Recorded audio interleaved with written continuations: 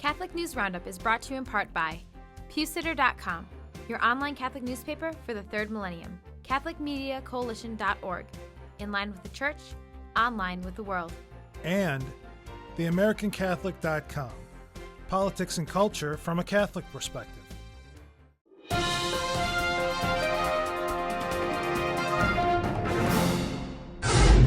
Hello and welcome to today's edition of Catholic News Roundup. I'm Matthew McAuliffe. Corapi responds to SOLT. On his blog called The Black Sheepdog, Father John Corapi has answered the scathing statement released by the Society of Our Lady of the Most Holy Trinity, or SOLT, a few days ago. Father Corapi says he will not follow the mandates given him to return to SOLT's regional headquarters. In his statement, he also gives his thoughts on the order's investigation into his financial life and sexual allegations, saying that SOLT's fact-finding team refuses to, quote, reveal and therefore utilize any of the so-called evidence, perhaps because if the bad guy were really revealed, it may be revealed that he is really not that bad, end quote. You can read both SOLT's statement and Corapi's response on our resource page by clicking on the link right over here. Meanwhile, in the aftermath of confirmed clerical abuse, Ireland demands land from parishes. If the Irish government can't have the church's money, they'll take their land instead. Following the 2009 Ryan report, which exposed 13,000 cases of clerical abuse of children, the government has demanded reparations amounting to almost $1 billion from the parishes involved. The congregations have already offered $690 million so far, but the government is demanding forfeiture of church property if they fail to come up with the full amount. None of the 18 religious congregations have a current statement, though some privately revealed they're unsure about the land transfer.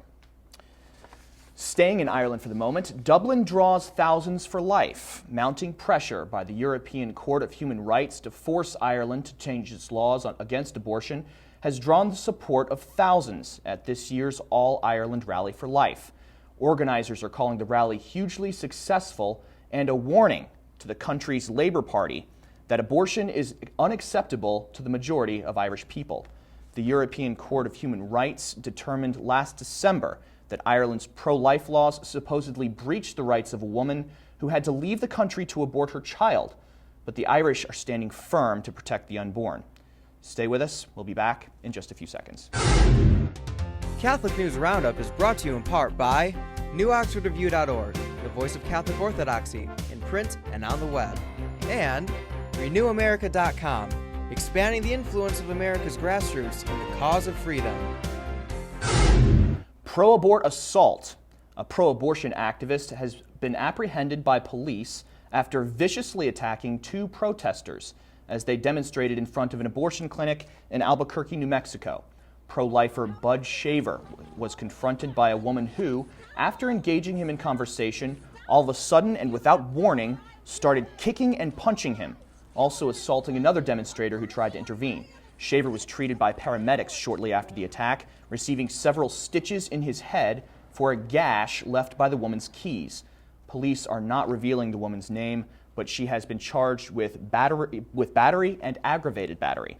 You can see the YouTube video of the attack and read the full story on our resource page by clicking the link right outside the screen. Also in New Mexico, unregulated abortion results. Operation Rescue has released audio of a chilling 911 call from an abortion clinic staff member in Albuquerque, New Mexico, about a botched abortion. In the call, the abortion mill worker relates to the emergency dispatcher that an abortion patient went unconscious during the procedure and is stopped breathing. Here's a short segment. And she completely alert? No. Is she changing color? Yes. Describe the color change. She's like grayish. Grayish. An ambulance arrived at the clinic and took the woman to a hospital, but her fate remains unknown. Operation Rescue says there are thousands of calls like this and also notes that there are, practically speaking, no laws in New Mexico regulating abortion clinics and practices. You can listen to the full phone call on our resource page by clicking on the link just outside the screen. I'm Matthew McAuliffe. Thanks for tuning in. Be sure and tune in tomorrow for your daily dose of Catholic News Roundup right here on RealCatholicTV.com. And be sure to check out The Vortex today, where Michael talks about the truth and the Church triumphant. Thanks for tuning in. Be sure and tell all your friends about us. And as always, God bless.